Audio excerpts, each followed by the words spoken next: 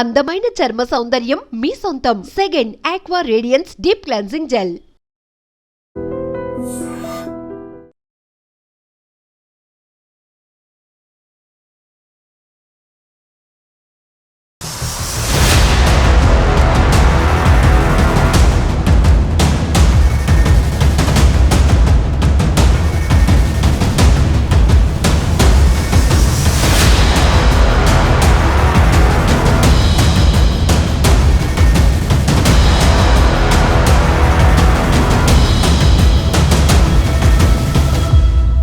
మన దేశంలో ఉంటూ ఉగ్రవాద సంస్థతో చేతులు కలిపి అనునిత్యం వాళ్ళ డైరెక్షన్ లో పనిచేస్తున్న స్లీపర్ సెల్స్ ని వారిపైన నిఘా వర్గాలు పెద్ద ఎత్తున ఫోకస్ పెట్టాయి.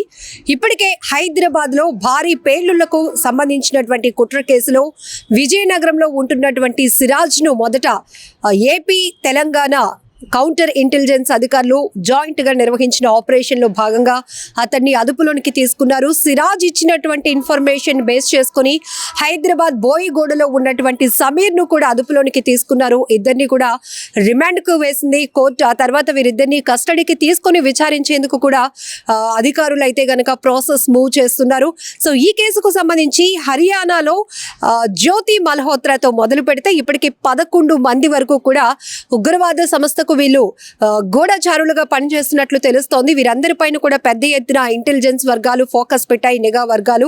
సో ఇప్పటికే ఒక్కొక్కరిని అదుపులోనికి తీసుకొని మన దేశంలో ఇక్కడ ఉంటూ ఇక్కడ గాలి పీలుస్తూ ఇక్కడ ఆహారాన్ని తింటూ ఇక్కడ ఉంటున్నటువంటి వీళ్ళు, ఇక్కడ తమ జీవితాన్ని కొనసాగిస్తున్న వీళ్ళు ఉగ్రవాద సంస్థలతో చేతులు కలిపి భారీ కుట్రలకు భారీ పేలుళ్లకు ప్లాన్ చేస్తూ ఉండటం ఇప్పుడు ప్రతి ఒక్కరిని కూడా షాక్ గురి చేస్తున్నటువంటి అంశంగా చెప్పుకోవచ్చు. ఇప్పటికే యూట్యూబర్ జ్యోతి మల్హోత్రా ఒక అమ్మాయి అయి ఉండి కూడా తను ట్రావెల్ విత్ జో అంటూ ఒక యూట్యూబ్ ఛానల్ ని రన్ చేస్తోంది. ఎక్కువగా పాక్ కు సంబంధించినటువంటి కార్యకలాపాల్లో ఆమె చాలా యాక్టివ్ రోల్ చేస్తున్నట్టుగా కొన్ని వీడియోలు కూడా ఇప్పటికే దర్యాప్తులో బయటపడటం, ఇంకా ఇలాంటి స్లీపర్ సెల్స్ ఎవరున్నారు అనే దానిపైన కూడా నిఘా వర్గాలు ఎన్ఐఏ పెద్ద ఎత్తున ఫోకస్ పెట్టింది. జాయింట్ ఆపరేషన్స్ అయితే కొనసాగిస్తున్నారు ఏపీ తెలంగాణ కౌంటర్ ఇంటెలిజెన్స్ అధికారులు కూడా అని చెప్పొచ్చు. సో ఇక్కడ మనం చూస్తే గనక దేశంలో ఎక్కడైతే వీళ్ళు సౌదీ అరేబియా నుంచి వస్తున్నటువంటి డైరెక్షన్స్, వాళ్ళు ఇస్తున్న సలహాలు సూచనలు పాటించడానికి 6 అంటే ఏపీ తెలంగాణతో పాటు కర్ణాటక, మహారాష్ట్ర, పంజాబ్ ఇలాంటి రాష్ట్రాలకు, ఉత్తరప్రదేశ్కి సంబంధించి ఇలాంటి రాష్ట్రాలకు చెందినటువంటి కొంతమంది యువకులు ఒక టీమ్గా ఫామ్ అయి ఇన్స్టా గ్రూప్ క్రియేట్ చేసుకొని ఎప్పటికప్పుడు వీళ్ళు ఒక మీటింగ్ స్పాట్గా హైదరాబాద్ని వేదికగా చేసుకున్నట్టు కూడా ఇప్పటికే తెలుస్తోంది. అలానే వీరు ఎప్పటికప్పుడు ప్లాన్ ఆఫ్ యాక్షన్ ఎట్లా ఉండాలి అనే దానిపైన కూడా మీటింగ్స్ పెట్టుకుంటున్నట్టు తెలుస్తోంది. ఇప్పటికే విజయనగరానికి చెందినటువంటి సిరాజ్ అయితే గనుక పేలుడు పదార్థాలు ఆన్లైన్లో పెద్ద ఎత్తున కొనుగోలు చేసి ఇంట్లో ఉన్నటువంటి బాత్రూంలో వాటిని స్టోర్ చేసినట్టు కూడా అధికారులు గుర్తించారు. సల్ఫర్, అమోనియం, అల్యూమినియం లాంటి భారీ పేలుళ్ల పదార్థాలు కూడా ఇప్పటికే అతను కొనుగోలు చేసినట్టు కూడా తెలుస్తోంది.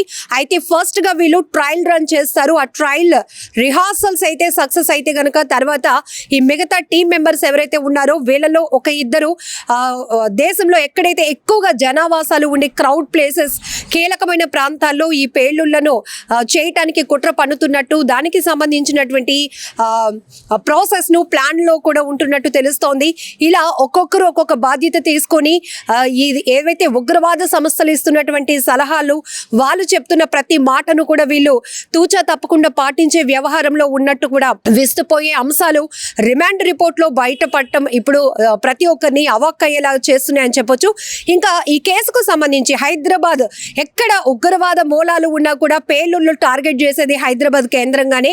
అలానే ఇలాంటి స్లీపర్ సెల్స్ కూడా టీమ్స్ గా ఫామ్ అయ్యి వాళ్ళ కార్యకలాపాలకు ఎంచుకునే వేదిక కూడా హైదరాబాద్ ని అవుతోంది. అయితే హైదరాబాద్ లో పెద్ద ఎత్తున పేలుళ్లకు సంబంధించినటువంటి కుట్ర జరుగుతోంది అని చెప్పి ఎన్ఐఏ ఇచ్చినటువంటి ఫోకస్ పెట్టినటువంటి అంశాల్లో ఇప్పుడు ఒక్కొక్కటి కీలకంగా మారుతున్నాయి.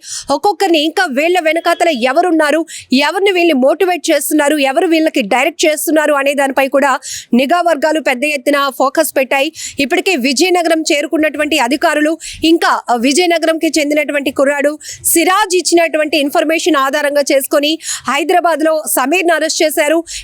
ఇంకా ఎవరు ఉన్నారు అనే దానిపైన కూడా దర్యాప్తు వేగవంతంగా కొనసాగుతోంది. ఇక ఈ కేసుకు సంబంధించి పూర్తి వివరాలు కూడా ఒకసారి చూద్దాం. అసలు ఈ సిరాజ్ ఎవరు, సమీర్ ఎవరు, వీరిద్దరికి పరిచయం ఎలా ఏర్పడింది, ఎక్కడ కలుసుకున్నారు, ఇప్పటికే ఏదైనా ప్లేసెస్ ని ఎంపిక చేశారా వీళ్ళు పేలుళ్ళు చేయటానికి, రిహార్సల్స్ చేయటానికి ఎప్పుడు వీళ్ళు ముహూర్తం పెట్టుకున్నారు, అసలు ఈ అమెజాన్ నుంచి ఆన్లైన్ నుంచి వీళ్ళు ఎలా ఈ పేలుడు పదార్థాలు కొనుగోలు చేశారనే విషయాలు కూడా పూర్తిగా చూద్దాం. సిరాజ్ సమాచారంతో హైదరాబాద్ బోయిగూడకు చెందిన సమీర్ ను కూడా అరెస్ట్ చేశారు. 10వ తరగతి చదివినటువంటి సమీర్ సికింద్రాబాద్ లో లిఫ్ట్ మెకానిక్ గా పనిచేస్తున్నాడు. సోషల్ మీడియా ద్వారా ఉగ్ర భావజాలానికి వీరు ఆకర్షితులైనట్టు తెలుస్తోంది. విజయనగరం 2 టౌన్ లో నమోదైనటువంటి ఉగ్ర కుట్ర కేసులో దర్యాప్తు వేగవంతం చేశారు ఇంటెలిజెన్స్ అధికారులు. ఉగ్రవాది సంస్థతో తరచూ వీళ్ళు సంప్రదింపులు జరుపుతున్నట్టు కూడా కీలకమైనటువంటి అంశాలను రాబడుతున్నారు. తల్లి సోదరితో కలిసి మహమ్మద్ సమీర్ ఇక్కడ ఉంటున్నాడు. అలాగే సల్ఫర్, అమోనియం, అల్యూమినియం లాంటి పేలుడు పదార్థాలను కూడా స్వాధీనం చేసుకున్నారు. ఆన్లైన్లో వీళ్ళకి పరిచయం ఏర్పడింది. గ్రూప్ 2 ప్రిపేర్ కావడానికి సిరాజ్ హైదరాబాద్కు వెళ్ళటం, అక్కడ వీళ్ళ మధ్య పరిచయం ఏర్పడినట్టు కూడా తెలుస్తోంది. ఇన్స్టా గ్రూప్లో కూడా వీరిద్దరూ తరచుగా చాటింగ్స్ చేస్తూ ఉంటారు. దీనిపైనే అధికారులు నిఘా పెట్టారు. 21, 22 తేదీల్లో రిహార్సల్స్ చేయాలని కూడా వీరికి సౌదీ అరేబియా నుండి ఆర్డర్ వచ్చినట్టు తెలుస్తోంది. ఈ నేపథ్యంలోనే పేలుడు పదార్థాలు ఆన్లైన్లో ఆర్డర్ చేసినట్టు కూడా ఇక్కడ తెలుస్తోంది. ఎక్కువ శాతం టిఫిన్ బాక్సెస్ బాంబ్ని ఎలా తయారు చేయాలి అని వీళ్ళకి ఆదేశాలు వచ్చినట్టు, ఇక మిగతా 4 కూడా ఆ బాంబులు పెట్టే ప్లేసెస్ను కూడా గుర్తించాలని చెప్పి వారికి ఆదేశాలు వచ్చినట్టు కూడా రిమాండ్ రిపోర్ట్లో కీలక అంశాలు బయటపడుతున్నాయి. ఇక పెహల్గాం దాడి తర్వాత దేశంలో కొన్ని ప్రాంతాల్లో పెద్ద ఎత్తున బ్లాస్ట్లకు కుట్ర జరుగుతున్నట్టు నిఘా వర్గాలు భావించాయి. ఈ నేపథ్యంలోనే పెద్ద ఎత్తున జాయింట్ ఆపరేషన్ కొనసాగించడం, వీరిద్దరిని అదుపులోనికి తీసుకోవడం కూడా జరిగింది. చాలా మంది అనుమానితులను కూడా ఇప్పటికే అదుపులోనికి తీసుకొని విచారిస్తోంది ఎన్ఐఏ. అలాగే ఏపీ, తెలంగాణ కౌంటర్ ఇంటెలిజెన్స్ అధికారులను చెప్పొచ్చు.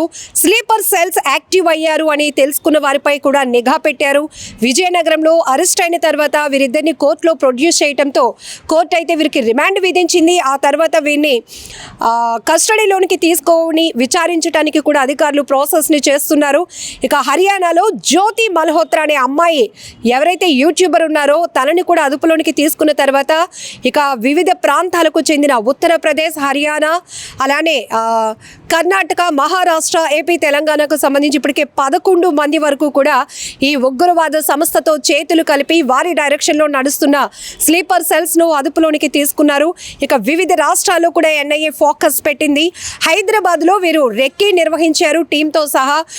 అలానే ఏవైతే ఈ బాంబు పేలులకు సంబంధించినటువంటి ప్రాంతాలు కూడా గుర్తించినట్టు కూడా తెలుస్తోంది. చార్మినార్ పరిసర ప్రాంతాల్లో ఎక్కువగా రద్దీ ఉంటుంది కాబట్టి, అలాగే హైదరాబాద్కు సంబంధించి అమీర్పేట, కేపీహెచ్బి కాలనీ, మెట్రో స్టేషన్స్లో కూడా వీరు అక్కడ ఒక ఫోకస్ పెట్టి ఈ బాంబు పేలులు ముందుగా రిహార్సల్స్ సక్సెస్ అయితే కనుక ఆ తర్వాత పెద్ద ఎత్తున ఈ టిఫిన్ బాక్స్ బాంబ్స్ తయారు చేయాలని ఆదేశాలు ఇప్పటికే వచ్చాయి. కాబట్టి ఈ నేపథ్యంలోనే హైదరాబాద్ లాంటి కీలకమైన ప్రాంతంలో దేశంలో పలు చోట్ల వీళ్ళు బ్లాస్టింగ్స్ చేయడానికి కూడా ప్లాన్ చేసుకున్నట్టు కూడా నిఘా వర్గాలు అయితే కనుక కీలకమైన అంశాలు బయట పెడుతున్నాయి. ఇక ఈ సమీర్, సిరాజ్ ఇద్దరూ కలిసి అల్ హింద్ ఇత్తెహాదుల్ ముస్లిమిన్ సంస్థని ఏర్పాటు చేసినట్టు కూడా ఎన్ఐఏ గుర్తించింది. బోయిగూడ రైల్ కళారంగ కాలనీ వద్ద కూడా నిఘా పెట్టారు పోలీసులు. సమీర్కి సంబంధించినటువంటి కాంటాక్ట్స్ పై కూడా ఆరా తీస్తున్నారు. ఇంకా ఈ టీంలో ఎవరెవరు ఇన్వాల్వ్ అయి ఉన్నారు, ఇప్పటికే వీళ్ళు పండినటువంటి కుట్ర కోణం ఏంటి, ఎవరు వీళ్ళని డైరెక్ట్ చేస్తున్నారు అనే దానిపై కూడా పోలీసులు ఆరా తీస్తున్నారు. అయితే హైదరాబాద్ పేలుళ్ల కుట్రకు సంబంధించినటువంటి కీలక అంశాలు ఒక్కొక్కటిగా బయటపడుతూ ఉండటం ప్రతి ఒక్కరిని కూడా విస్తుపోయేలా చేస్తున్నాయి. ఈ టీంలో కర్ణాటక, మహారాష్ట్ర యువకులు ఎక్కువగా యాక్టివ్ రోల్ పార్టిసిపేట్ చేస్తున్నట్లు తెలుస్తోంది. హైదరాబాద్లో అయితే వీళ్ళు 3 రోజుల పాటు కలిసి ఉన్నట్టు రిమాండ్ రిపోర్ట్లో కూడా అధికారులు పేర్కొన్నారు. ఇక ఐసిస్ హ్యాండ్లర్కు సంబంధించి సౌదీ నుంచి వచ్చేటటువంటి ఆదేశాలు వీళ్ళు తూచా తప్పకుండా పాటిస్తూ అమలు చేయడంపై కూడా మీటింగ్ పెట్టుకున్నట్టు కూడా తెలుస్తోంది. ఇక యూట్యూబర్ జ్యోతి మల్హోత్రా దగ్గరకు వస్తే జ్యోతితో సహా 11 మందిపై కూడా దేశద్రోహం కేసు ఫైల్ అయింది. యూట్యూబర్ జ్యోతి మల్హోత్రాతో మొదలు పెడితే గనక ఇప్పటి వరకు పాక్ కోసం వీళ్ళు పనిచేస్తున్నట్టు భావిస్తున్న 11 మంది గూఢాచారుల వివరాలు కూడా నిఘా సంస్థ బయటపెట్టింది. వీరంతా హర్యానా, పంజాబ్, యూపీ రాష్ట్రాలకు చెందిన వారు కావటం గమనార్హం. ఆ 11 మందిని కూడా ఇప్పటికే గుర్తించారు. వాళ్ళ డీటెయిల్స్ ఒకసారి చూస్తే గనక జ్యోతి మల్హోత్రాది హర్యానాలోని హిస్సర్. 33 ఏళ్ల జ్యోతికి సోషల్ మీడియాలో చాలా మంచి ఫాలోయింగ్ ఉంది. ట్రావెలింగ్ వీడియోలు చేస్తూ ఉంటుంది. ఎక్కువగా యూట్యూబ్లో ట్రావెల్ విత్ జో పేరిట ఛానల్ రన్ చేస్తోంది. ఢిల్లీలోని పాకిస్తాన్ హై కమిషన్కు చెందిన డానిష్ అనే ఉద్యోగితో ఆమెకు పరిచయం ఏర్పడింది. ఆ పరిచయంతో పాకిస్తాన్ కోసం గూఢాచారిగా పనిచేయటం మొదలుపెట్టినట్టు తెలుస్తోంది. ఇక దేవేంద్ర సింగ్ దిల్హన్, పంజాబ్లోని మస్తగర్కు చెందినటువంటి దేవేంద్ర సింగ్ పాటియాలాలోని కల్సా కాలేజ్లో MA ఫస్ట్ ఇయర్ చదువుతున్నాడు. కొన్నేళ్ల క్రితం ఇతడికి పాకిస్తాన్ ఇంటెలిజెన్స్ ISIలతో పరిచయం ఏర్పడింది. అప్పటి నుంచి కూడా భారత్కు వ్యతిరేకంగా పనిచేస్తున్నాడు. మే 12వ తేదీన తన ఫేస్బుక్ ఖాతాలో పిస్టల్స్, గన్నుల ఫోటోలు పెట్టి అరెస్ట్ అయ్యాడు. పోలీసుల విచారణలో పాకిస్తాన్ కోసం పనిచేసినట్లు కూడా అతడు ఒప్పుకున్నాడు. ఇక థర్డ్ పర్సన్ తారిక్ది హర్యానాలోని కంగార్క గ్రామం. పాకిస్తాన్ కోసం గూఢచర్యం చేస్తున్నాడన్న కారణంతో హర్యానా పోలీసులు, కేంద్ర నిఘా వర్గాలు జాయింట్ ఆపరేషన్ చేసి అతన్ని అదుపులోనికి తీసుకున్నారు. ఇక అర్మన్, 23 ఏళ్ల అర్మన్ భారత్ పాకిస్తాన్ యుద్ధ సమయంలో భారతదేశానికి సంబంధించిన విషయాలను పాకిస్తాన్కు చేరవేశాడు. హర్యానాలోని నోహల్లో అతన్ని అరెస్ట్ చేశారు.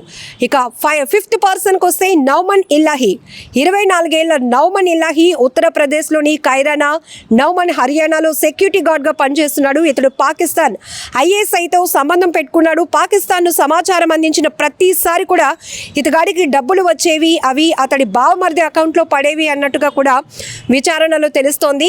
షహజాద్, ఉత్తరప్రదేశ్లోని మొరదాబాద్కు చెందినటువంటి షహజాద్ పాకిస్తాన్ భారత సరిహద్దు ప్రాంతాల్లో వస్తువుల్ని అక్రమ రవాణా చేస్తుంటాడు. పాకిస్తాన్ ఇంటెలిజెన్స్ ఏజెన్సీతో సంబంధం పెట్టుకున్నాడు. దేశానికి సంబంధించిన సమాచారాన్ని కూడా పాకిస్తాన్కు చేరవేశాడు ఇటీవల. ఇక దీంతో ఉత్తరప్రదేశ్ యాంటీ టెర్రరిజం స్క్వాడ్ అతన్ని అరెస్ట్ చేసింది. మహమ్మద్ ముర్తాజా అలీ పాకిస్తాన్కు చెందిన ISIతో కలిసి పనిచేస్తున్నాడు. పాకిస్తాన్ కోసం పనిచేయటం కోసం ఏకంగా ఒక మొబైల్ యాప్ని కూడా ఇతడు క్రియేట్ చేశాడు. గుజరాత్ పోలీసులు అతన్ని అరెస్ట్ చేశారు. గజాలా, పంజాబ్కు చెందిన ఈమె పాకిస్తాన్కు డబ్బులు చేరవేస్తూ ఉంటుందంట. ఈమెది పంజాబ్లోని మలెర్ కోట్లా అన్నట్లు తెలుస్తోంది. ఇక పాకిస్తాన్లో యామిన్ మహమ్మద్ విభిన్నమైన పనులు చేయడానికి ఎంపిక చేసుకుంది. ఈ విషయం తెలుసుకున్న పంజాబ్ పోలీసులు కూడా తాజాగా అరెస్ట్ చేశారు. సుఖ్ప్రీత్ సింగ్, పంజాబ్లోని గుర్దాస్పూర్కు చెందిన సుఖ్ప్రీత్ సింగ్ను పాకిస్తాన్ కోసం గూఢచారిగా పనిచేస్తున్నట్లు కూడా గుర్తించారు. పంజాబ్ పోలీసులు ఇతన్ని అరెస్ట్ చేశారు. కరణ్ బీర్ సింగ్, పంజాబ్కు చెందినటువంటి ఇతను నేరుగా ISI తోటే సంబంధాలు పెట్టుకున్నాడు. ఇతడు భారత ఆర్మీకి చెందిన కీలక సమాచారాన్ని ISIకి చేరవేస్తున్నట్లు తెలిసింది. పంజాబ్ పోలీసులు గుర్దాస్పూర్లో ఇతన్ని అరెస్టు చేశారు. నిజంగా ప్రస్తుతం ఉన్నటువంటి సమాజం దేనికి ప్రయారిటీ ఇస్తుంది? ఆర్థిక సంబంధాల చుట్టూ మాత్రమే తిరుగుతుంది. మళ్ళీ ఎన్నికలంగానే చాలా విరక్తి కలుగుతాం. మంచి అనిపిస్తుంది కదా, లేడీస్ కూడా ఛాలెంజింగ్ జాబ్స్ చేసినప్పుడు చాలా బాగుంటది. ట్రాఫిక్ అసిస్టెంట్స్ గా నియమించిన ట్రాన్స్జెండర్స్ అందరితో సాల్యూట్ చేయించుకుంటున్నారు. ఫుడ్ డెలివరీ ఇవ్వటానికి వెళ్ళినటువంటి డెలివరీ బాయ్ అనిల్ పై కళ్ళ ముందు